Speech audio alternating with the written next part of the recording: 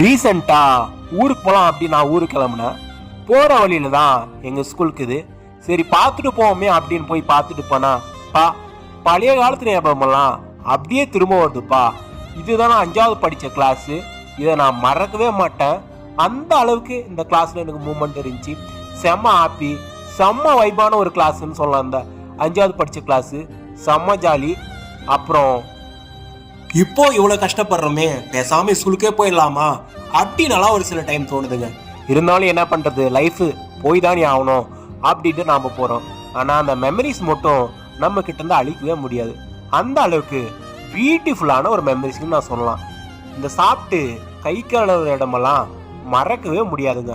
அதுவும் இந்த இடம் இருக்கே, நாங்கள் எல்லாரும் ஒன்றா உட்காந்து இந்த இடத்துல தான் சாப்பிடுவோம். அதே சமயம் அறிவியல் டீச்சர் வந்து இங்கே எடுப்பாங்கப்பா கிளாஸு.